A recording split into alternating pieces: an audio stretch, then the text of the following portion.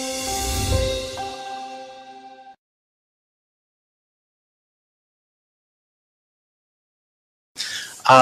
today, I'm still talking about the public economics of health policy in poor countries. And the whole purpose, what we have been doing is trying to compare these three, the black and the two gray sections, three big categories of interventions in the health sector. And the lecture yesterday was all about what are these three criteria. First two were standard public economic stuff of equity and efficiency. And I did want to keep us grounded in reality when talking about policy and trying to say exactly which policies can the government successfully intervene in. And I was just starting on the traditional public health, many of which are really big, population-based interventions, really truly public goods, big externalities, mostly related to communicable diseases. And as I mentioned last time, what's a communicable disease if not an externality? So I was going to be making the point that all three of those things look pretty good for traditional public health. One of the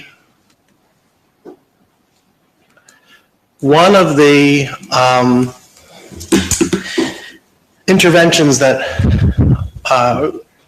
I think is very regularly underestimated is the value of surveillance or the information generation of what's really going on, paying attention to what is the health status of the population on a quite regular basis. And in India particularly, I find that the real-time disease surveillance activities are quite underdone. And I'll give you an example after I talk about history. This, I don't know if anyone's ever seen this map before. It's actually quite a famous map. It's done by, let me guess, John Snow in 1854. Just a wild guess. And in fact, this is sort of our first example of investigative epidemiology. I can recommend a very good book. It's called The Ghost Map. This is The Ghost Map by Stephen Johnson, which is a book all about how John Snow came to put this map together. In any case, there was what this shows is a neighborhood in London. I don't think you can read any of this, but that square in the upper right-hand corner is Soho Square, for those of you who might know something about London. That curvy street that goes from the top left to the bottom middle is Regent Street, and Piccadilly Circus right underneath it, in case anybody cares. At the time, that is 1854, this was a fairly poor neighborhood. These days, to get a two-bedroom flat would take my entire net worth. But in those days, it was something of a slum. In any case, in 1854, there was a terrible cholera outbreak, and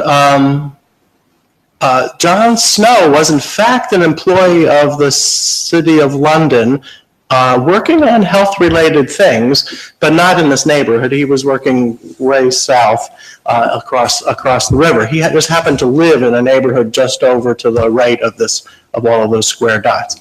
What he did was he went around and tried to find all of the cases of all of the deaths from cholera in the neighborhood, and when he found a report of a death, he followed up and found out about it, and then he would put one of those little black squares at the house that the death occurred. Any idea what the green and red dots represent? Yeah, there's no reason for you to know. Do you know? What was the area where the maximum number of cases? Actually, each of the dots represents a a public standpipe for water. And the red one happens to be right in the middle of all of the deaths that occurred from cholera. And so he suspected, and now this is 20-something years before Pasteur discovers germs. So he didn't know what the mechanism was, but he was saying, I think there's something about the water here, which was not the prevailing scientific hypothesis for how diseases spread at the time. What was more popular at the time was the miasma theory, which is sort of fumes, smells were bad for you, which actually was correlated with what was happening, because low-income neighborhoods were smelly and dirty, and there was a lot of disease. And so it was not easy to disprove this kind of hypothesis. But John Snow said, no, I think it's something more specific than that. So he looked to see where the hand pumps were, and he found a big concentration right around that middle one, which is called the Broad Street pump. But he couldn't just go to the city authorities and say, there's something wrong with this pump, because they said, well, yeah, there's something wrong with the whole neighborhood. What's the matter with you? It's not just this pump. He was almost arrested for defacing public property because he took the pump handle off of the just on his own. He took the pump handle off of the pump and kept it away so that no one could use the pump. And in fact, the incidence of the cholera epidemic did in fact fall, but the public authorities thought this was a coincidence. There's a couple of interesting things about this, though. So just the fact that sickness takes place in an area is not sufficient, and what he wanted to show is sort of the off diagonal, sort of if it's clean, there's not much disease. That's not too surprising. If it's dirty, there's a lot of disease. That's not too surprising. So those aren't interesting. It was, is there some place that's in the dirty area where the disease doesn't take place? I'll get to that in a second. Is there some place outside the area where the disease doesn't? Those are more interesting in a sense. And on this diagram, just to the upper left of the red dot, there's a big rectangle. That's a beer factory. And it employed a lot of people to make beer. And if you notice, there were a death or two, but that represents a lot of people, and there was actually very few deaths per capita in the beer factory. It turns out that one of the ingredients of beer is water. Makes sense? And it turned out they did not get their water from the Broad Street pump. They needed lots and lots of water. It was a factory. And they had water brought in from other sources. And in fact, everyone in the beer factory was given water from the pots that they were going to use for beer to drink. And they were also given a fair amount of beer to drink as well. In any case, they did not drink water from the Broad Street pump. So this was sort of here's a case, you're right next to the source of contamination, not too much sickness. On the other hand, you see that very prominent line of black rectangles just below the red dot? That's the epicenter. I mean, that was the worst part of the outbreak. In one of those houses, there lived a family whose mother lived in Hampstead Heath, which is over there someplace, way to the northwest.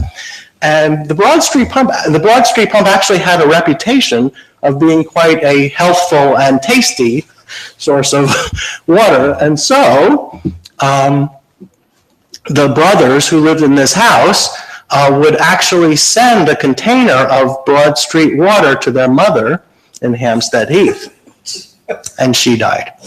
And so this was an example of the first time trying to figure out what's going on. And all these stories, were they figured out by many other people who got involved, or did Mr. Snow tramp around the neighborhood and ask questions and get the whole ethnographic story out? Well, he did tramp around the neighborhood and was able to fill in those dots. He did the filling in of the dots. He had a collaborator, someone, a priest in the area was interested in this, and did in fact do some more of the ethnographics. And actually, it was his collaborator who discovered the index patient. That is what there was right next to the pump. There was a family, and the baby in that family was the very first one to die, and it was right next to the pump. So this was a case where it could have been given enough effort and attention that you could actually discover in real time something that would be helpful to the public health. On the other hand, who has the incentive to do that? Who's going to do that except the government? I mean, that really does seem to be a major responsibility for protecting the health of the public. And I can't think of any private reason, except perhaps a random researcher, to maintain this kind of tracking of information. And it's something that I think is very badly done in India today. For example, when I was living here about 10 years ago, the Ames Medical School was under construction. I don't know if you remember any of this. And there also happened to be a pretty bad dengue outbreak that year. We don't know how bad the dengue outbreak was because, frankly, there isn't enough reporting and there isn't enough investigation of diseases that actually have these spikes in incidence rates. So it's not clear how big an epidemic it was, but there was one.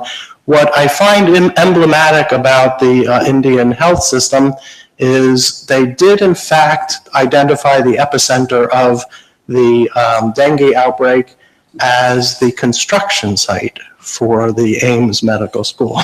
That is, the hole in the ground, they had not yet started construction, was collecting water. It was soon after the monsoons, and that was where the mosquitoes originally bred. So this is in order to have our public system of medical care.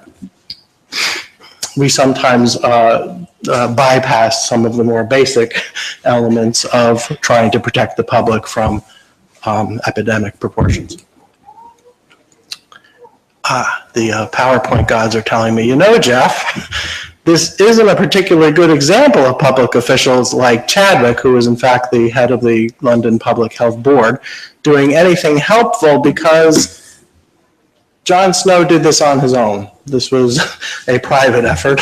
It is not the best example I could use for good public intervention, because it wasn't a public intervention at all. This was an entirely private affair out of the goodness of his heart. However, in time, in fact, it took a little while. This did not convince Mr. Chadwick, who was the head of the London Health Board, at all, to drop his miasma hypothesis. That took the actual discovery by Pasteur 23 years later, before this became generally known. But most cities all cities in the rich world these days took that very much to heart, and did in fact put in effective sewer systems and protected the water supply. A particularly egregious case of the public sector not quite understanding the science and intervening in ways that didn't really help this is 1854. There was another cholera epidemic in 1848, just a few years before, where Mr. Chadwick was the head of the board. He was trying to remove the miasma, and he did in fact put in sewer systems, but by not quite understanding the mechanism of the sewer system, he had the sewer systems emptying into the Thames River upstream from where the water supply was being taken out of the Thames River.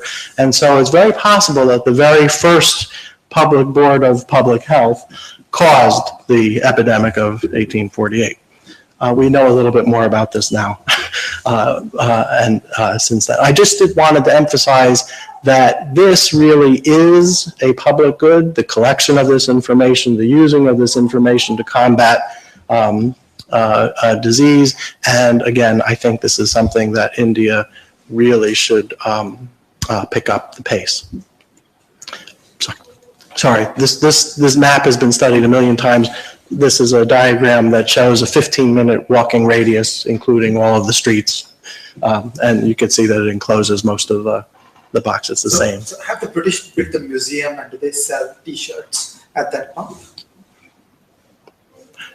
No, the museum's way up over there on the right, upper So they right. do have a museum to Johnson. Yeah, they do, but I'm not quite sure where it is. Is it right there? I'm just They do have a museum to Johnson. Okay, other aspects of public health. One that I want to emphasize is a few slides talking about sanitation and its effect on health. This is a very rudimentary kind of diagram. It's really just a scatter diagram, no correction for any other variables of the states of India. Several of them are labeled. Some of them are not. Of the connection between fractions of households practicing open defecation and the average height for age of children under 5. Height for age is now accepted as pretty much the right measure for long-term nutritional status and health of children. It's connected to cognitive development. It's connected to absenteeism from schools. It's connected, well, not in before age 5, but generally the long-term nutritional status. There's a couple, so you can see that it's vaguely downward sloping. The more that you more open defecation there is, the lower the average height. Notice the metrics on the y-axis. It goes from -1 to -2.5. These are international standards for children under 5. And you see that the best of the states, even Tamil Nadu, is one whole standard deviation lower than international standards. Some people say that this might be attributable to genetics, but I really don't think so. I'll show you evidence to the contrary in a moment. And it does, in fact, seem to vary with too many things that it's just simply genetics. Another odd thing about this particular diagram is just to the lower left, you see Delhi. So this is a little weird. Delhi's rich.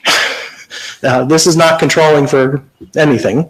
Rich, educated places. I said that rich income and mother's education was so terribly important. We have a concentration of very high income and mother's education in Delhi, and yet the children seem to be in particularly bad shape given the fraction of households practicing open defecation.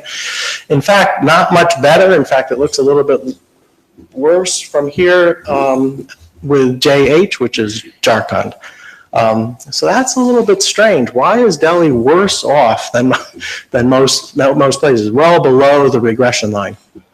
Well, if we change the definition of the x-axis from just fraction of households practicing open defecation to fraction of households practicing open defecation per unit area, let's see what happens.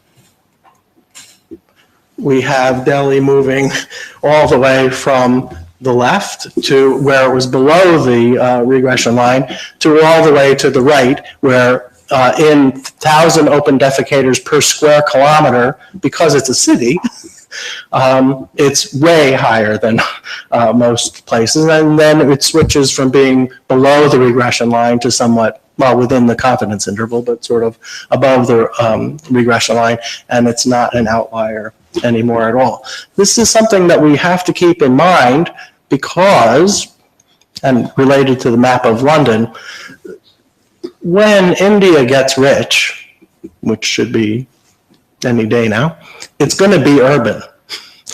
And it's clear that we are not keeping ahead of the infrastructure necessary to support a modern city.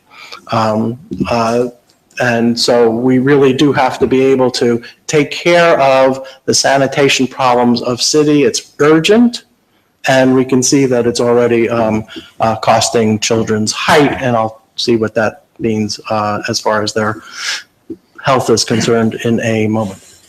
Are we overstating the case here? So I, of course, agree that there is a causal impact from open defecation expressed in units per square kilometer on the height of children.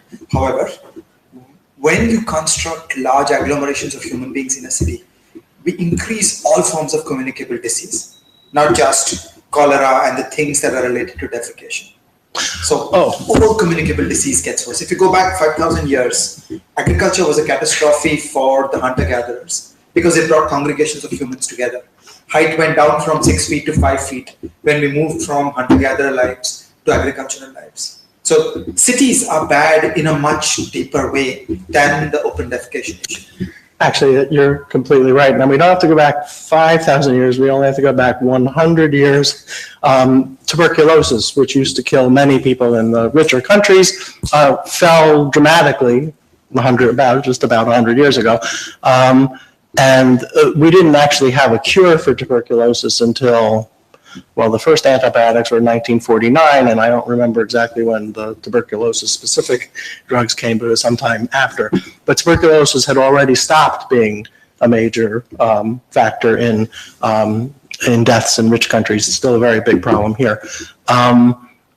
Mostly because people got richer and moved farther away from each other. So even though it was an urbanized area, it was not tenements of people living right on top of each other. And I'll show you something from Delhi in a moment. But it was really just the extra space between people was enough to reduce the person-to-person transmission. So, this is just a plain old 2x2 scatter diagram. You can't get published anything without a real firm identification strategy for causality. So for me to push this really very far without worrying about some of the other things that could be going on would be a little bit, would be stretching it on my part. I'm just trying to show you that there might be something to be interested in. Thank you very much. A little bit extra evidence that maybe we're not completely far off here. Again, no controlling for income, no controlling for nothing. This is log of open defecation per square kilometer on the X and height for age on the same as the last slide. The red circles are the states of India, and the green circles are other countries in the world. This is all data from the NFHS for India and the world equivalent of the NFHS, the demographic and health surveys for all of the other countries. And one of the mysteries these days is, why are African children taller than Indian children when Indian children are, well, India is considerably richer than most of Africa. And maybe this is a little bit of a hint, because all of those little circles up in the upper left corner, those are all small African countries, very much poorer than India, and yet the Indian averages are much worse than those. I think you could see from the gray shading around the regression line there that this is a much tighter fit than we have for India alone. And of course, it could be all kinds of other things. It is not income, though, because the African countries are in fact considerably poorer. So it has to be something, and it can't be education because their education levels aren't as high. It's intriguing that we have such a tight correlation between defecation density of defecators and the welfare of children. Bringing it from global down to really local, this is it's called a heap diagram. It happens to be of Noida, either 5 or 8. I'm afraid I can't remember the which one this is the map of. But we have a project in 7 neighborhoods in Delhi, looking at a variety of things like how do unrecognized communities get some public services. I was just looking at the health part of this.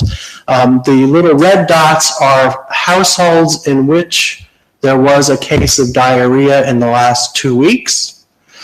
The ghostly dots that you can't really see very well are the households where there weren't cases of diarrhea. And the colors other than blue are sort of a weighted average of how many people defecate in the open. So what this is going to, what we wanted to look at was the linkage between open defecation in these very concentrated slums, probably as dense as any, well, much denser, in fact, than many of the rich countries 100 years ago. But not just, but the density is held constant within the neighborhood. What we are looking at is the incidence of open defecation. I just showed you this picture because I think it's a pretty picture. Those little yellow triangles, I think they sort of wandered in from some other diagram and I just didn't have the heart to tell them to leave. In any case, the analysis based on this study is here, and we're trying to look at some of the connections between the hygienic conditions and diarrhea incidents in the Delhi slums. And we're looking at 3 kinds of things that could go badly wrong as far as hygiene and that a household faces. And so we have particularly 3 things. One is the variable water is, does water enter the home from the street sometime during the year? Now, in this particular neighborhood, and also other ones, another one was Kabutli Colony. I think they moved it, but other bad, unhygienic areas. I visited these things first in January. Didn't seem so bad. When I came back to them after the monsoon, it was considerably more fragrant. And one of the things that happens is that when it says water enters the home, it means during the monsoon, the water from the street comes into the house and covers the ground, covers the floor of the people's habitation. In front of most houses is an open sewer. So water coming into the house is quite a dramatic incident, and something that we actually know how to fix. It's not like we don't know what sewer systems for cities look like. We can do this. This is a purely technical thing. It's not rocket science. It is civil engineering, but it isn't rocket science. And a lot of our citizens are not protected from terrible things. The other 2 are related to behavior. OD means someone in the family sometimes defecates in the open. It's not so what whether or not there's a latrine around a public or a private latrine. It's whether people actually use it and whether someone in the household on occasion defecates in the open. You might remember the Total Sanitation campaign, which preceded Swachh Bharat, was sort of emphasizing total sanitation, meaning no one ever should defecate in the open. This is sort of the obverse of that, which is somebody does. And then to try to get at the externality of open defecation, the neighbor open OD is a neighbor, meaning someone whose front door is within 2.5 meters of your front door. We're talking about very dense populations in these 7 neighborhoods, whether any of them defecate in the open. Disentangling all of these effects might be way too complicated, but let's take a look at when everything is good is on the left-hand side, that is water does not enter your house. Nobody in your house openly defecates and nobody near you does either. We see that the 2-week incidence of diarrhea for infants, so children under 1, is as high as 14%. which is for a 2-week interval is 3 episodes or so per year, even when things are okay. So there's plenty of things going wrong, not just these 3 variables. But when we go all the way to the bad, when the water does enter your home, and someone does, let's just look at the water does enter your home. That's the most interesting one.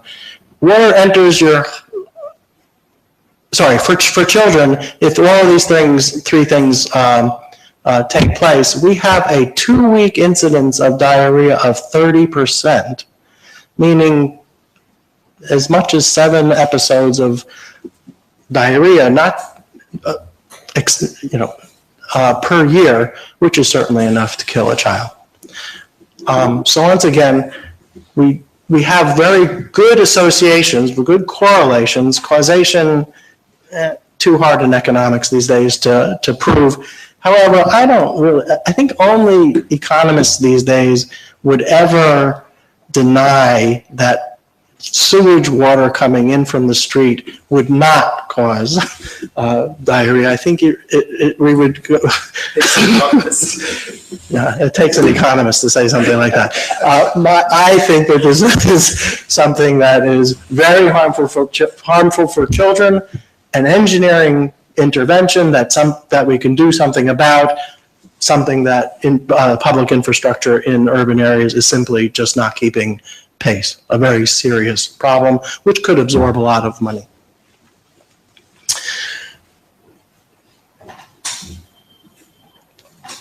So I haven't actually proven that there's an efficiency effect of sanitation. The best I can do is these people rely on a genuine public good, which is the sewage system. They can be badly affected by an externality associated with neighbors' open defecation. So this is about as good as we're going to get in showing that there is an efficiency problem with sanitation. Next question was, what's the equity effect of communicable diseases versus some other kinds of diseases? So this is, I'm going to claim that traditional public health helps the poor. This isn't so much the intervention, this is the disease that might affect them.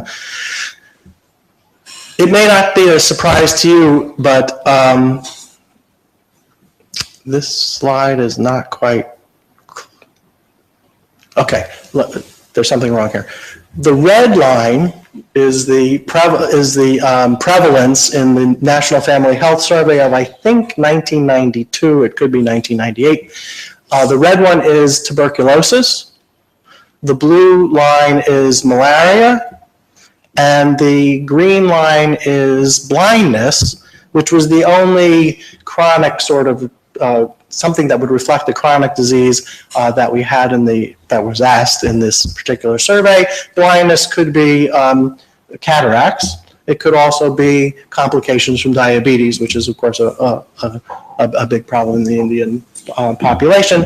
But in any case, these are chronic illnesses. The blue and the red are infectious diseases, the kinds of things that traditional public health would be combating.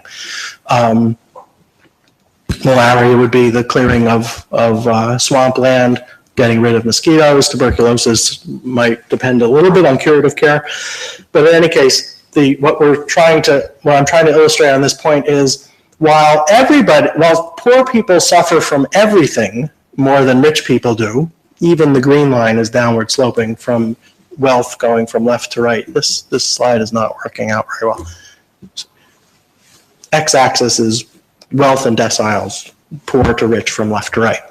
I guess it really shouldn't surprise anybody that everything is worse for poor people, but notice how much worse it is for poor people for communicable diseases than it is for the chronic diseases. And there's a lot of talk these days about the epidemiological transition and how we have to start focusing our attention on chronic diseases because they're growing as a fraction of all illnesses, and even poor people suffer from chronic diseases more than they do from infectious diseases. I want to step back to some basic principles of economics. It might be true that poor people suffer on average more than they suffer from chronic than from infectious, but relative to rich people, if we got rid of communicable diseases, that would be as pro-poor as we could possibly get. Much, much more pro-poor than fixing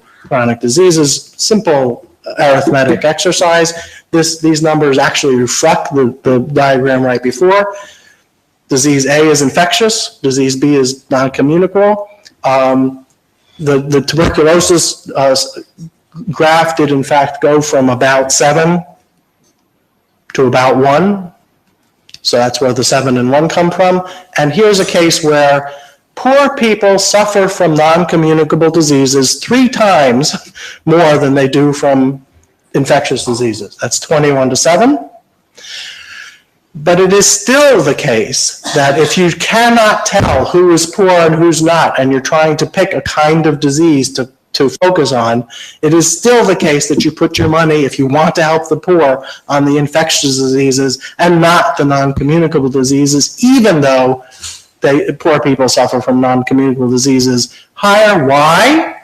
Because if you spend on A, 7/8, that's 87% of the public money that you spend on fighting disease A will go to the poor. And if you spend the money on B, only 60% of the money is actually spent on the poor. So even though poor people suffer from B more than A, you shift $100 from A to B, and you transfer $27 more from helping poor people to helping not poor people. So I want people to keep in mind that when you hear a lot of this stuff about how we have to go after non-communicable diseases because poverty, blah, blah, blah, it's just wrong. Assuming you can't target people. Yes, this is assuming you can't target people. But also, wouldn't you want to take into account the cost of, Sure. it actually favors your argument of communicable often being more cost effective, but you might be able to help more people. Let's assume that you can actually treat more people with an NCD, then you might actually be able to help more poor people. Per dollar. So it wouldn't, that could very well be true. It does turn out that communicable diseases are cheaper than. But that has to be a consideration. It should be a consideration. Right. But it cannot be the case, but the argument that because poor people suffer more from communicable diseases, from non-communicable diseases than communicable diseases is not in itself even a relevant argument, which is how it's frequently proposed, because they wouldn't talk about the cost either. If the only evidence is that there's a 3-to-1 rate in which they suffer, that is just not a relevant number. The assumption is often that you're targeting the poor through the public health system. That might be the assumption. We'll get to that also. So that was equity, best as I could say. The efficiency before that. And here we come to a claim that I am going to make boldly with very little evidence whatsoever, that traditional public health is relatively easy to implement. You said consider not immunization, right? I mean, even if you kill the infection, it can come back, then you have to take antibiotics again and again. Whereas exposure to what's causing the disease remains just as high, and less water and sanitation actually reduces that exposure.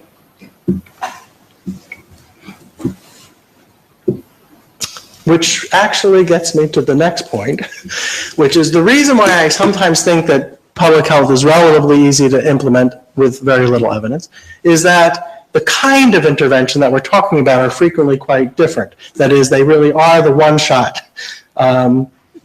interventions rather than, or the campaign styles, rather than the things that take continuous use. So the use of antibiotics means that somebody has to be paying attention all the time, and some of the big public engineering activities really are one shot. The reason, and this is waving my hands, that this is that I believe this to be a relevant consideration is a famous Indian economist has said in the past that India can handle famine but not hunger. What was that all about? That was India can mobilize itself to do one-shot things, get into campaign mode, respond to emergencies. They can do that. Free press, famines occur, embarrasses the government, does something. They can get around something like that.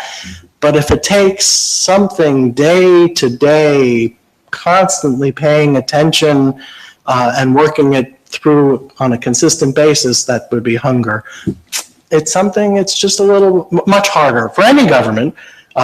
He blames India, or he accuses India of this. I think this is true for every place, but India seems to have a problem with this.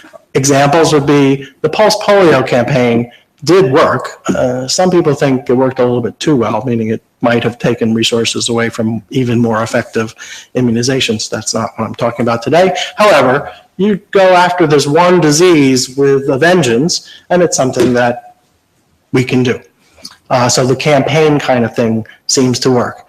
But for continuously supplied services, where you have to count on a doctor being at a clinic for all of the opening hours, for all of the opening days, supervising him and making sure he's giving conscientious service, this is becoming way more complicated than simply get out there and do it.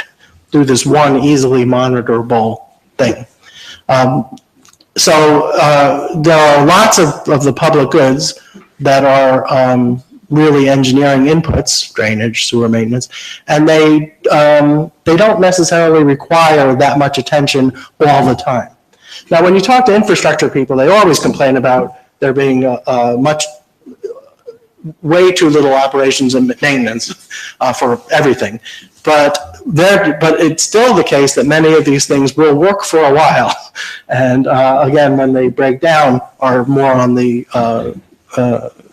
dimension of famine than hunger. Something dramatic happens and they respond. So are you trying to say that the engineering stuff is not transaction intensive and does not have discretion? Yes, that's right. But when you look back at some of the classic 19th century interventions, vector control, going after mosquitoes is really hard work. It requires incredible diligence of the frontline health workers.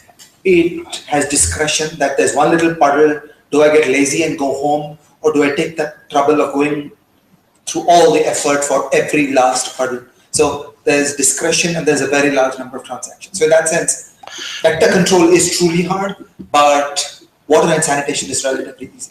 Actually, every single intervention can be ranked on all of these measures, and you might say that, yeah, water and sanitation might be easier than vector control. I don't know if that's true in every single case, but that's exactly the point I'm trying to make, is that these things do vary across interventions and place, and it's precisely that kind of calculation that we should be paying attention to.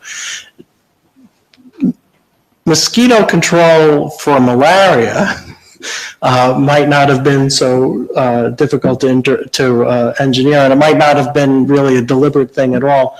In the United States, it's hypothesized that the real thing that eliminated mosquitoes was just the growth of human settlements.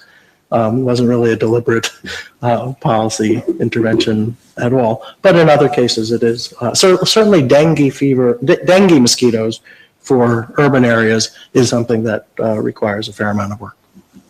In any case, I don't want to push this too hard because, quite frankly, how easy or hard it is to implement different kinds of policies is not something that gets researched nearly as much as it should.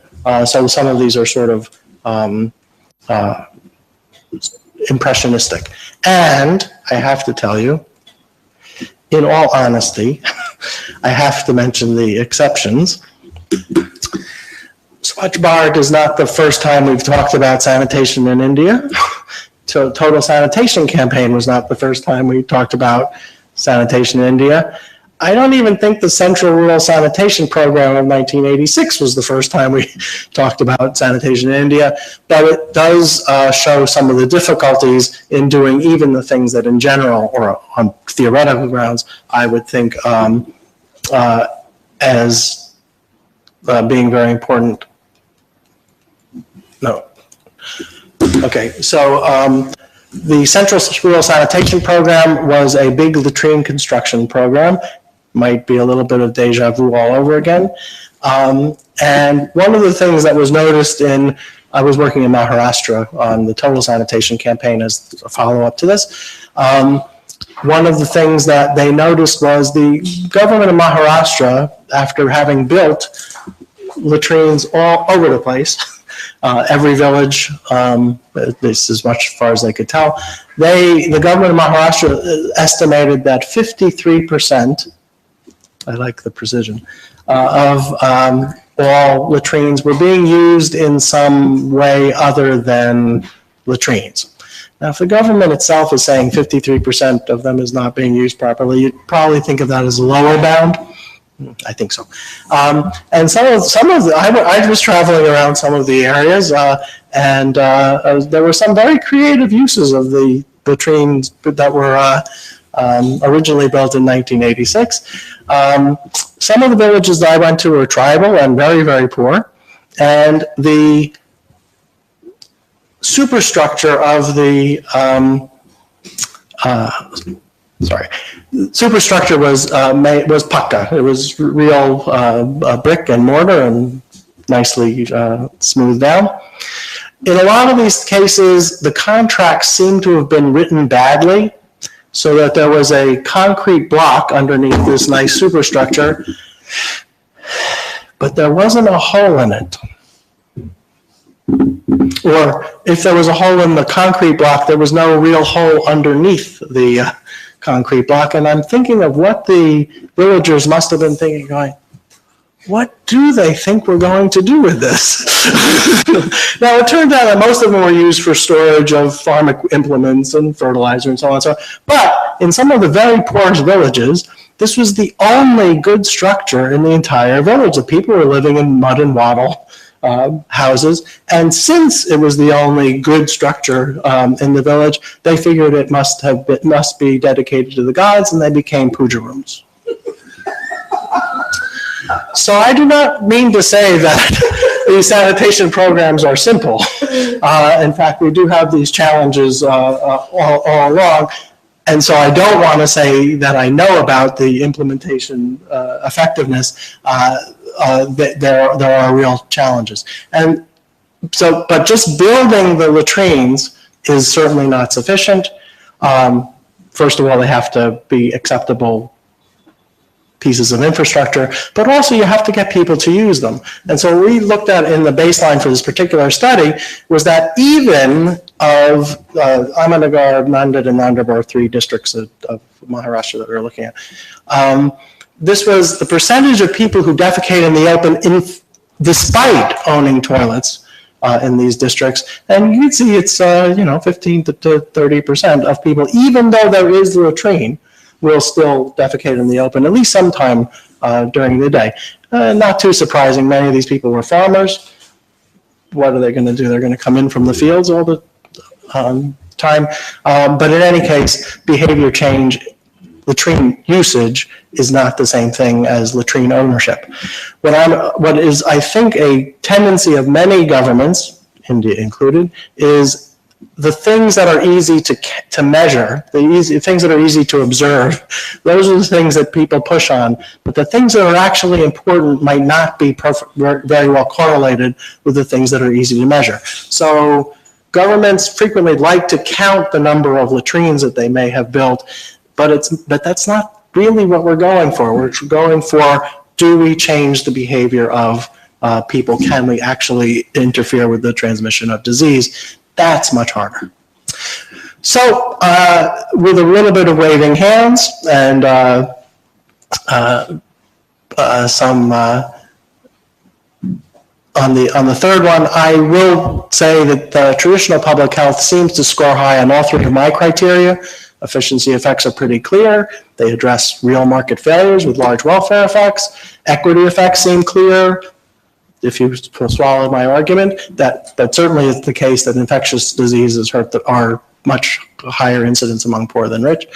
And implementation, I am going to just throw out there that it's not as hard, but I'm admitting it's speculation, and there is, in fact, at least that one grotesque exception.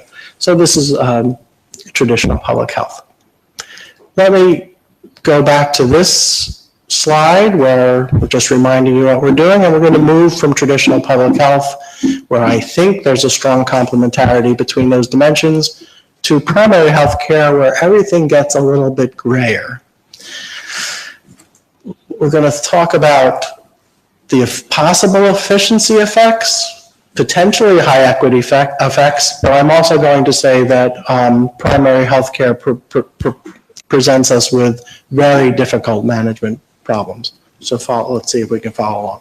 So I showed you this diagram, this slide before. This summarizes a whole bunch of regression results. They are not all public goods. They are just the things that happen to be on the right-hand side of a regression equation.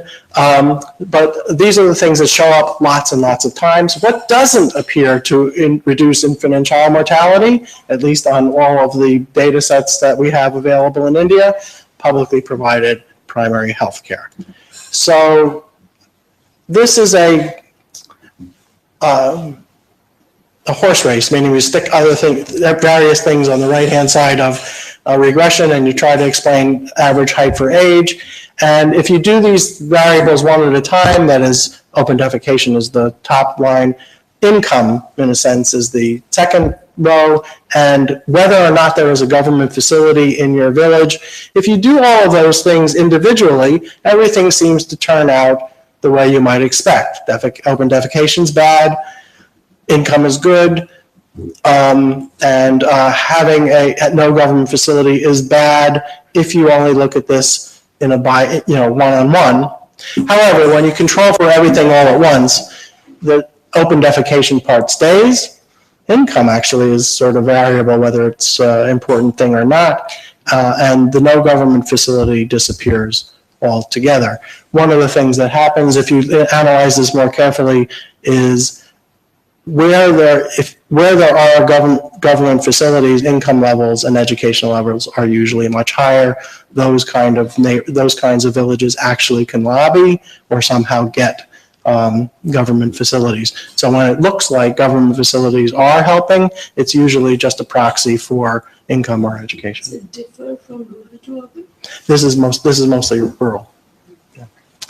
I actually don't like this, and you can see this is 29 observations. I want to make this a big deal. I want to get into more convincing cases. The same thing happens. Open defecation always shows up. The other things are very variable. This is really just to emphasize the previous point that maybe it isn't healthcare. However, this one is related to the National Family Health Surveys.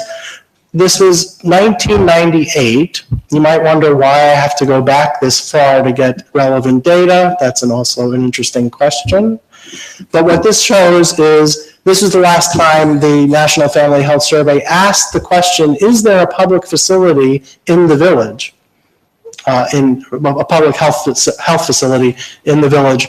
And this is on rural infant and child mortality. And these are all,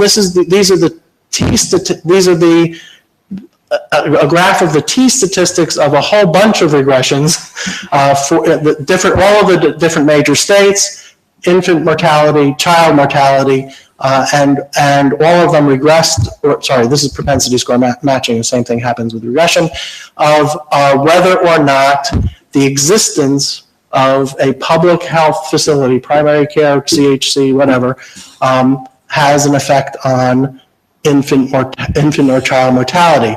I look at this, you fuzz up your eyes, and it looks to me, so there's a few where it's significant, where the effect of the primary healthcare center or any healthcare center is significant and going in the right direction. That's on the left-hand side. But on the right, we have significantly damaging effects, which I don't think anybody really believes. And right in the middle, we have lots of cases where there simply was no significant effect of the existence of a public facility on this most basic aspect of infant and child health. it looks to me, I would use this as an example in a statistics class of what does a distribution around the mean look like, and the mean here being 0, because if there's about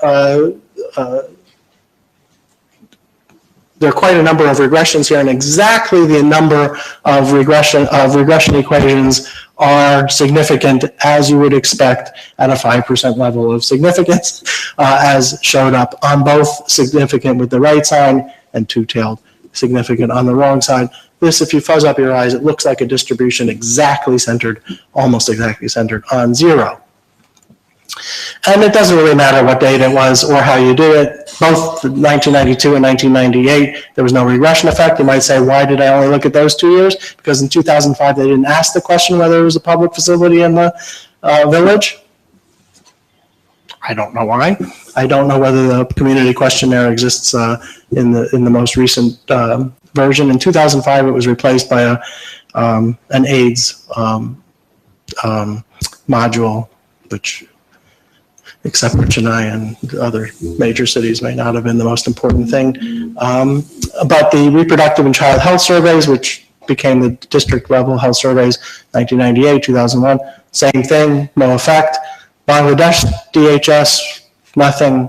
A study we did in Brazil on different cities, nothing. Malaysia, nothing. Chad, nothing. Philippines was a partial exception, the interesting case. But you could torture the data as much as you like, and it still won't talk as far as whether public facilities are important for health. In contrast, at least in India, education, income proxies, water source, sanitation, good roads, all kinds of stuff will squeal at the slightest provocation. They all come out with significant coefficients. These are gigantic data sets, so lots of things will come out significant, whether they're important or not. But the one thing that that never comes out is whether or not there's a public health, medical, curative care facility in the village. How would you respond if a skeptic said that what this proves is that India, Bangladesh, Brazil, Malaysia, and Chad have simply not resourced and managed public health facilities adequately, and all you need is a tripling of the money and better management, and then it will start singing? Well, actually, there was no way. I mean, there's all kinds of things that could explain regression results. That's why we're getting picky on the causality effect. But of the two things that you notice, the levels of resources, is you would sort of have to show that there is a very large increasing returns section to this. And I don't think anyone's ever actually looked at the technology of the producing these results. These are, if there is one in the village, not, so it's already dealing with the extensive margin, and it should pick up those significance, I mean, the effect anyway. If you're saying that none of them are adequately responded to, then we really have to talk about, can we really show increasing returns to the presence of a facility, which could very well be true, but that's a much more subtle argument that would demand a great deal more empirical work. That just, there is no correlation, period. And the other one, which is, if it was managed properly, is precisely the point. It's that I like to, and in fact, we should show whether or not it's managed properly before we stick in a whole bunch of money, as opposed to saying, oh yeah, it'll all work itself out. It'll all get fixed. We just have to fix the management a little bit. But what I'd like to see is, if we keep seeing management problems crop up all the time, maybe we can't just sort of easily say, it's a management problem, we'll fix it. We've run out of time for today, which is okay, because the next 2 days are going to deal with going more detail in the primary healthcare argument. So maybe now is a good time to stop.